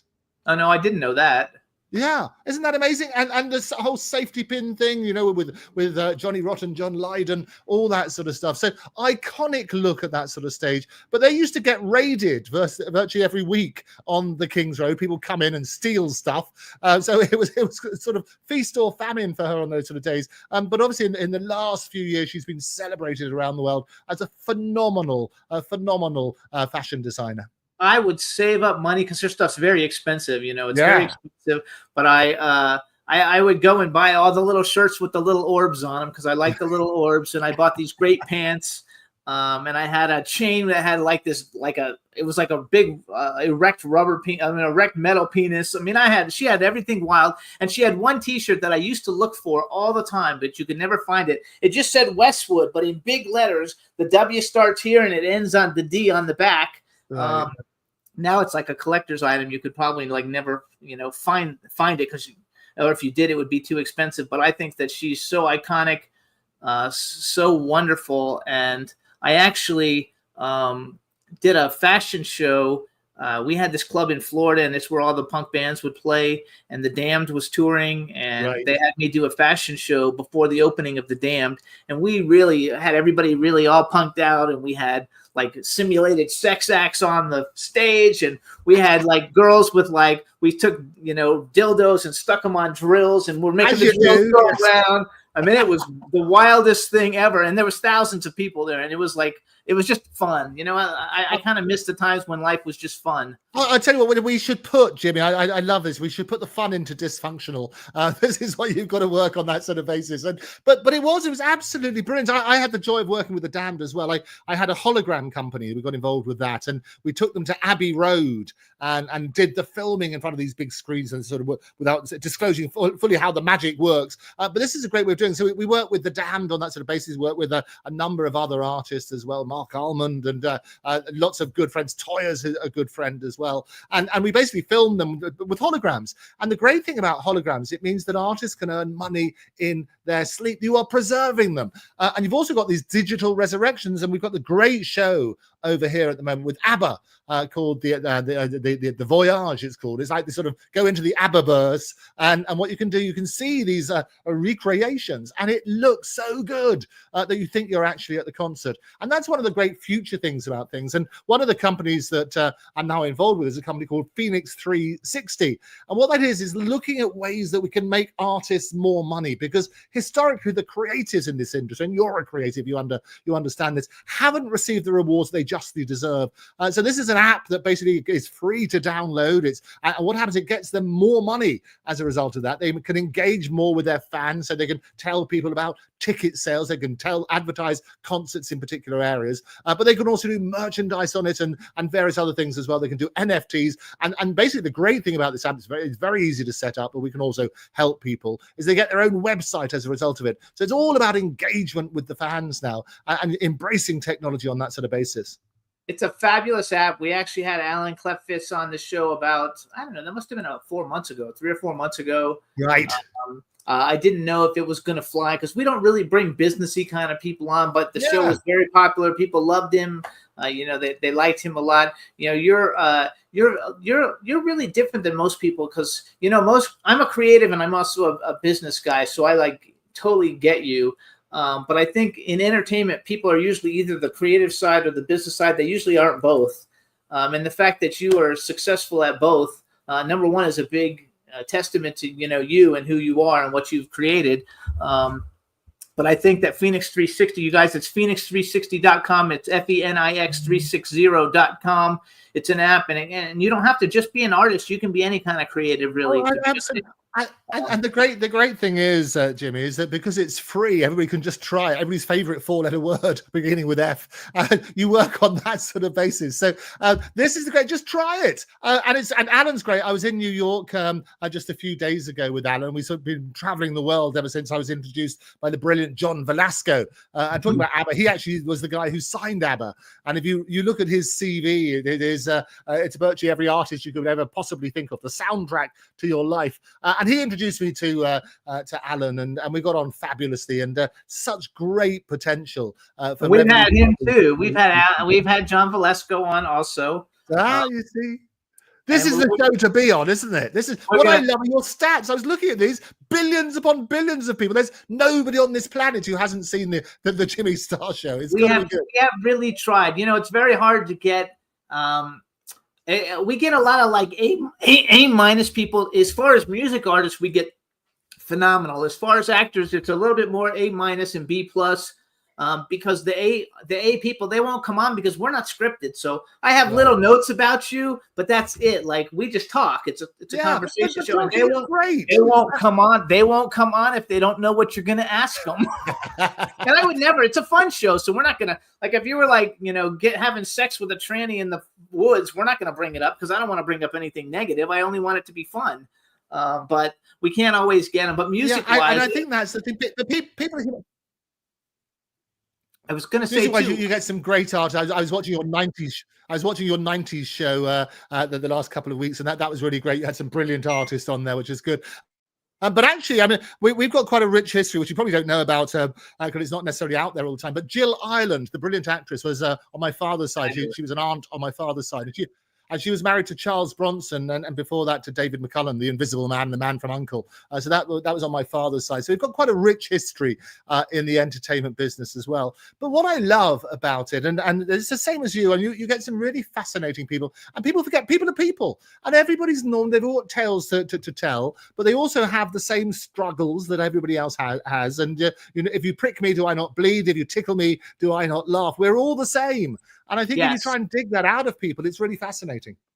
Well, I think too. So we should tell everybody you have your own show on Octopus TV called The Andrew Eborn Show. That's a great show, you guys. He brings on every kind of people. And you actually, I noticed recently you had the guy from Men Without Hats, and we had him on about 3 or 4 months ago. Yes. And he was a lot of fun. His Wi-Fi connection wasn't terrific for us, like because he was on an island or whatever. So it went out in and out once in a while. But I'm a big fan of theirs, and I enjoyed it. I also noticed you had Will Crutzen on recently, and he's been on the show. Susie Quattro was on your show. We've had her on the show. So you've had a lot of big people. We're fantastic. Well, I had Charles Spencer's been on the show a couple of times. I've had Errol Musk, the father of Elon Musk, is on the show all the time. But I also have lots of politicians. Yeah, he's a fantastic, fascinating guy. What I love about it, Jimmy, is having these people, these various celebrities on, is you get to speak to them directly about how they're reported in the press. And so often, never let the truth stand in the way of a good story. And you turn around, they always used to say that if you don't read the newspapers, you're ill-informed. If you do read them, you're misinformed. Well, that's never been true than it is today. We're drowning in a sea of misinformation. And there's so much prejudice, isn't there? Yes, there's so much prejudice all the way around, and we don't really bring political people on because we try to keep it all entertainment. But I was going through your list of guests, and I was like, oh my God, like you have had, some super impressive, and that really impressed me, Elon Musk's father. I also think I saw, maybe it wasn't you. Did you have Roger Stone? Yes, I had Roger Stone's. I know it's shocking, isn't it? So I had Roger Stone on the show as well, who reminded me that politics is entertainment for ugly people. One of my favorite quotes. So he's a real character, and I think love Roger Stone. I love Roger Stone, and I think has he been on your show? No, he hasn't been on my show because we don't do the politics thing, right. So I don't think it would work. But I've always enjoyed everything he does. I also think he's super cute. And I just think he's like, he's a great guy. And I think, people nowadays, everybody hates everybody. And so like, You know, everybody's got something to say. I'm all about we live in a a country and let everybody believe whatever that they want to believe as long as you don't push it on me. I'm fine with it. You get I think, and the thing I'm really, and I have lots of wonderful people in the entertainment business, but also some quite controversial people who don't normally get platformed in the mainstream media. Even though I work with the BBC and I work with Times Radio and CNN, and as I say, more platforms than Paddington. Because what I believe is that everybody's entitled to at least express their own opinion rather than a distortion of that opinion. And of course, you can hold their feet to the fire. Of course, you can challenge them on those views. But it's better that people hear it directly from the person concerned, because there's so much misinformation about there. And the one thing I would always urge everybody to do is to question everything.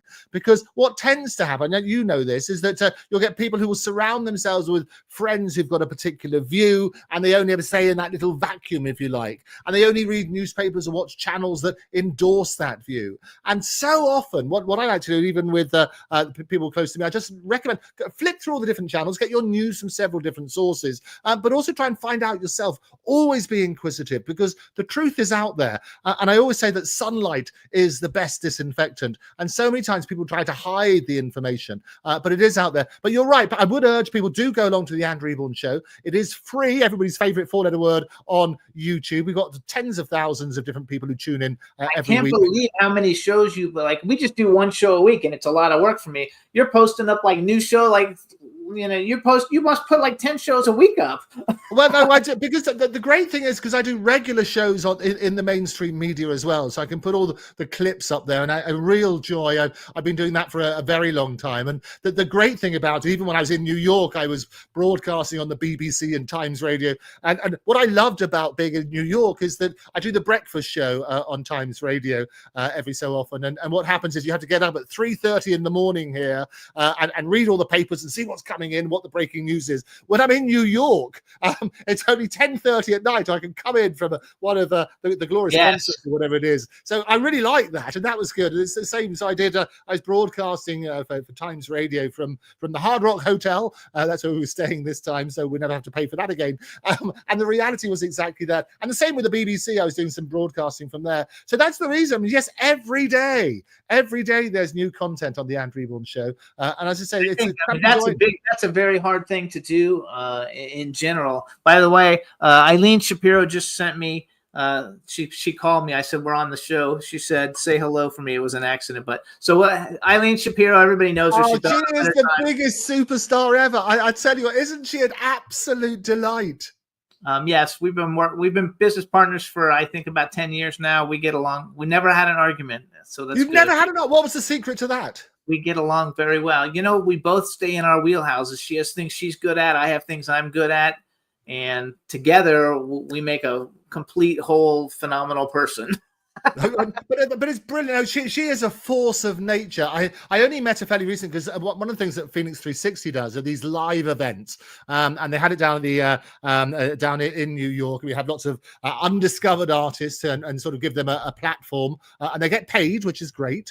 So we have this sort of platform for Phoenix 360 artists, and I met her literally just a few weeks ago in New York, and we became like instant buddies. She's one of those sort of people. So absolutely great shout out. But what we're trying to do with Phoenix 360, we're doing those around the world. So I'm working with Alan. I went down to Australia with him. I do a lot of work in Japan and in Korea and so on and so forth. So we're looking at that. Also in Canada, they've got the the TIFF. It's the Toronto International Film Festival. Big one. So we're looking at doing something going down there for that. And I also I go down in Cannes a number of times each year, because the festival city, and I have historically been hosting the drama awards down there. So we're thinking of launching a new aspect for Phoenix 360 there, which will be a TV channel as well. So watch this space on that one. Cool.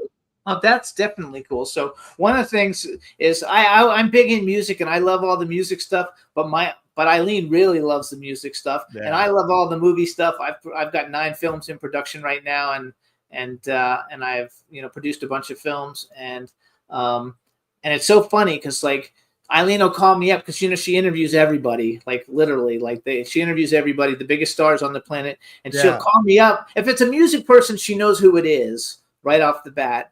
But she'll call me up and she'll be like, they want me to interview, and she'll say like Steve Carell, You know, is that somebody, you know, is that worth my time to interview Steve Carell or Emma Stone? Is that worth my time to interview Emma Stone? And I'll be like, yeah, that's worth your time. You know, go and interview them. It's a really good one, but she knows all the music people because she's super into it. And her favorite, so my favorite music really is boy bands. I love all the British boy bands. That's why we had 911 on recently, which is a British boy band, and we have E17 coming on when I come back, and that's my favorite thing. Like my goal. I have two British people that I want on really bad, and my goal is Robbie Williams. Okay, so take that. I want Robbie Williams, and I want Michelle Dockery from brilliant. Downton Abbey. Those are like my two gets, and I want to put. Robbie is absolutely brilliant. And I used to work on a children's television program years and years ago, probably about the same time as this video came out, which is the beginning of the 90s. And it's just when Take That was starting. So I used to do this Saturday morning kids show as well called Motormouth, and it's where Take That first performed. And I remember all the boys were driven in this huge limo, and they just obviously got the first taste of being stars and getting that treatment. And they all sort of wide-eyed and naive, and Robbie was absolutely brilliant. He was always the Joker, and he's got a great movie out called Better Man. Have you seen it? Yeah, it's great movie. Isn't that good? I don't know why it didn't do well. Well, it didn't do well in America because unfortunately not enough people know who Robbie Williams is. Because I'm a boy band fan, I like knowing he's like one of the biggest things ever, and I've always been a boy band fan, so I've liked all of them. But I like him the best, and I think that he didn't go well for him with Take That, and he went on his own and fucked all of them, and he's like basically way more successful than the rest of them. Yeah, I think the ping on your phone was probably from Robbie. Now that he's seen me on the show, he'll come on the show as well. Good, I love it. And Robbie's absolutely brilliant. But what it is, Jimmy, it's a lesson in how these bands get on and the behind the scenes stuff. It's really tough on the road, and I often ask people exactly how they survive. It's like a marriage, isn't it? But it's worse, if you like, because it's more intense. You're thrown into situations. People are exhausted. They don't really have a life outside. They have to preserve a certain image. And it's always very, very difficult. One of the great people who Eileen introduced me to was a chap called Howard Bloom. I'm sure he's been on your show as well. Yes. But he does all the PRs and the great rich and famous and wonderful stars throughout history, including Michael Jackson. Yeah, Michael Jackson. Yeah, and he was sort of saying that basically it's one of the difficult things for people is when they come off stage, they're so elated performing in front of tens of thousands of people. When they come off stage, that's the time that it really hits them. When the black dog, as they call it, of depression sort of hits, because you no longer have that adoration. And he always tells them, look to the next future thing. Always be looking forward. So if you reach a certain level of success, look for the next level and do that. And it's so. Wait, are you gonna put that? Because one of the things I looked it up because I wasn't really sure what it is, because they say you're a futurist, a very well-known futurist, and I didn't exactly know. I mean, I can guess what that is, but I actually looked it up. So tell people, just in case they have no idea what that, because that's really very interesting. Yeah. So what I do, so what I do, I work with companies around the world, predicting what the next big thing is going to be. So everything. So for example, with artificial intelligence, I like to put the AI into Britain. See what I did there?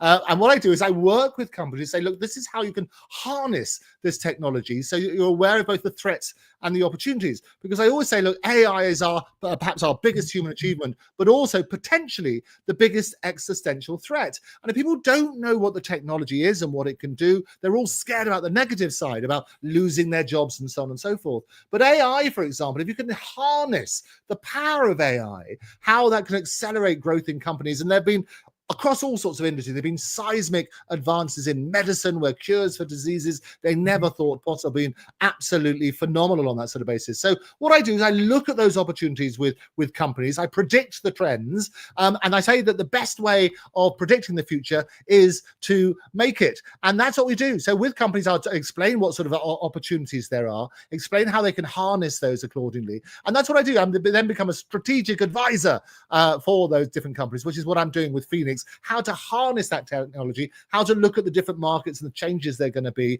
on that sort of basis.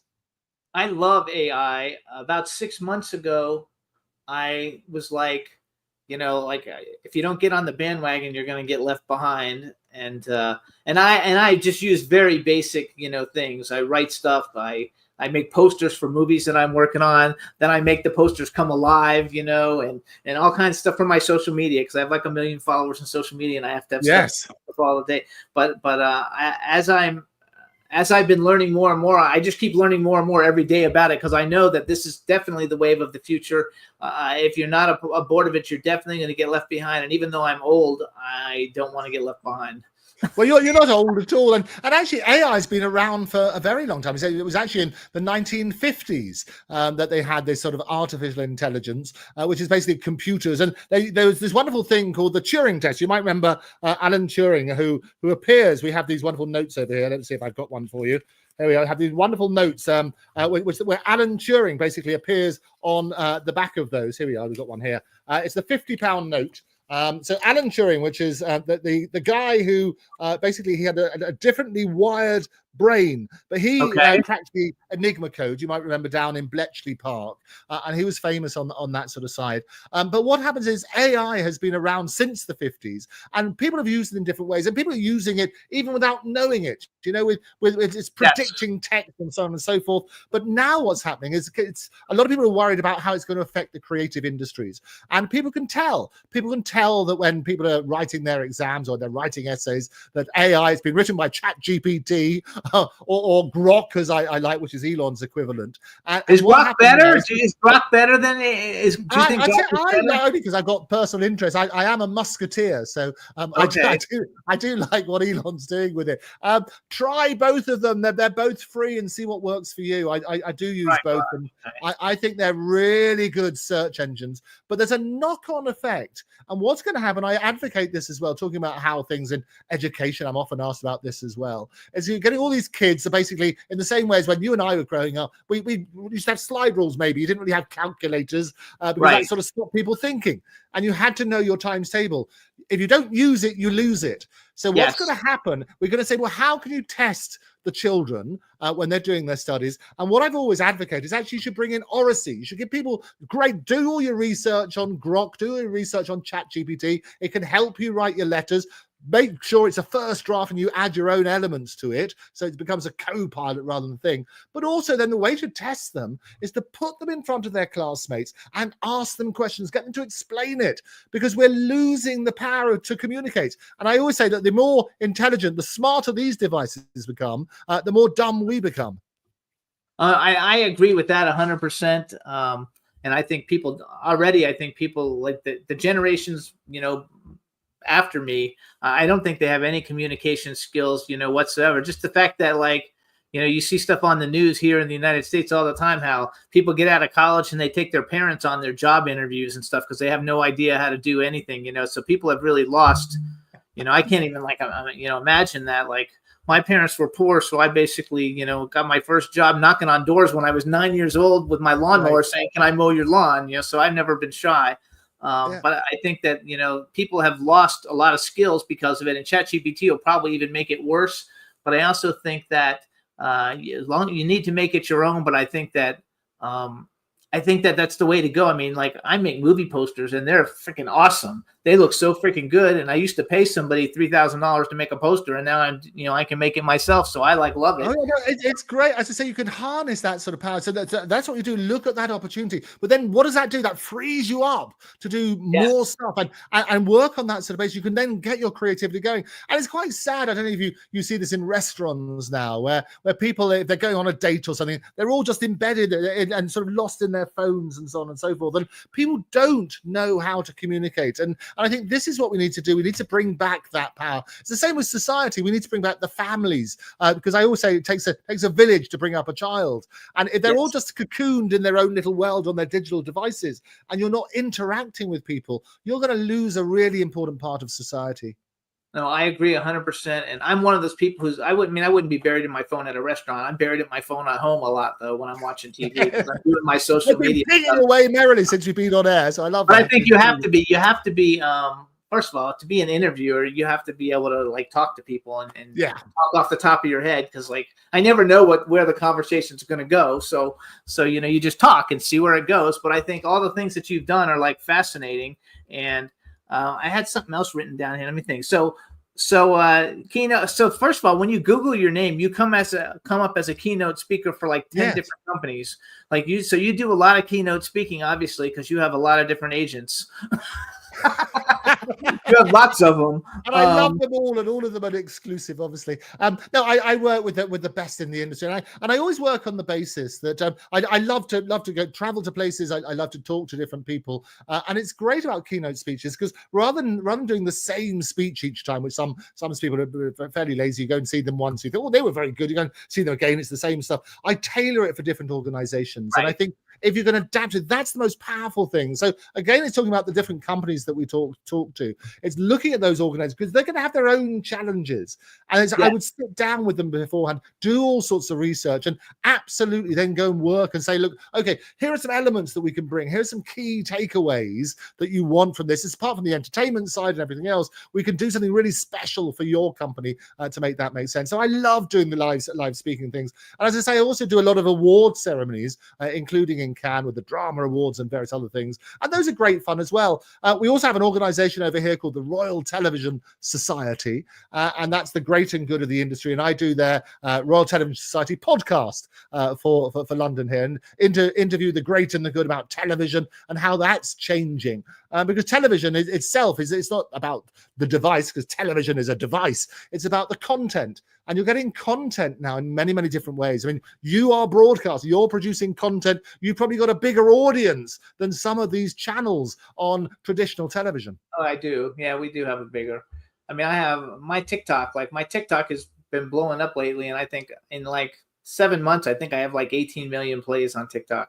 Hey, look at that. Do you dance as well? Are you a dancer? Have you done a TikTok? No, I don't do that. I don't do dancing. I just basically promote whatever my shit that I have going, whatever movie I have out or whatever I have going on, I promote it. But you know, the difference between me and other people with a lot of following on TikTok and other things is I basically talk to everybody. Like I'm on Twitter, and if you have 8 followers and you tweet something to me, I will respond. I respond to everybody.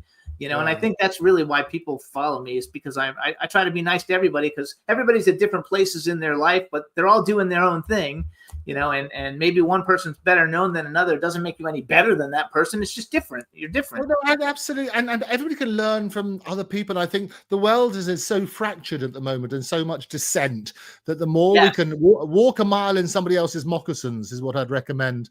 And that's what I do. I get engaged by, say, traditional channels, sometimes to play devil's advocate, to eke out sometimes very controversial views from other people. But sometimes you get that road to Damascus moment. If you can talk things through, jaw, not war, so much more will be solved, as opposed to people just ranting and raving at each other.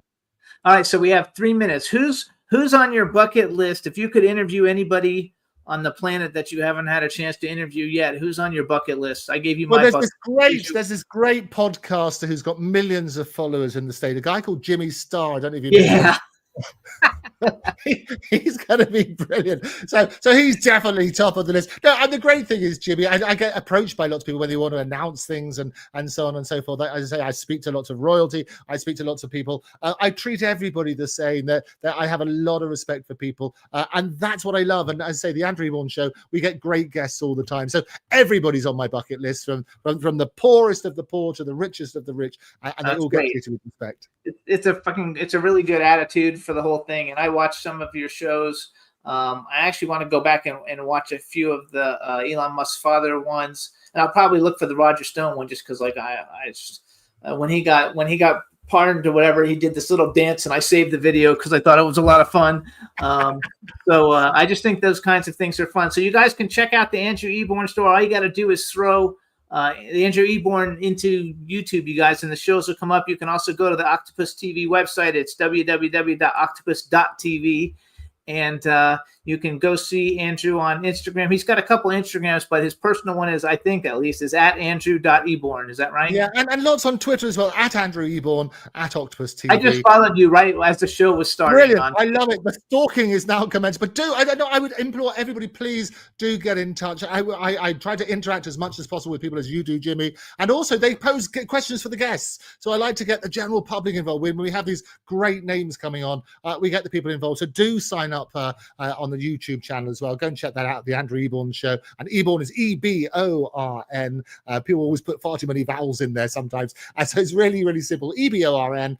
Check that out now, and you'll be very well. Come and join thousands of people and go to Phoenix 360, you guys. Go to phoenix360.com. And if you're in New York, their next show is on August 27th at Chelsea Table and Stage in New York City. It's a Wednesday night.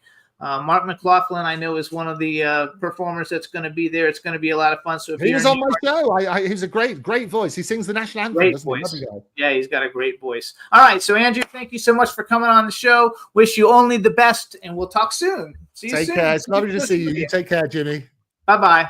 All right, everybody, thanks so much for tuning in. We'll be off for the next 2 weeks, and we'll be back on the beginning of September. Have a good one, and we'll see you soon. Bye, everybody. Thanks so much. Jimmy, Yeah, this is MC Alfred. I'm just chilling, Jimmy Star, yo, sitting down and designing. Where every man in the thinking, what are we gonna be wearing? Yo, I'm a Liverpool MC, you can't test me. Big up the girls inside the party. Let's get down to crazy Jimmy. Big up myself, so known as Alfred, the one and only, the Turkish MC. always love the clothes of Jimmy. Bitch, I'm your wanna be. Jimmy Star, new celebrity. We'll take you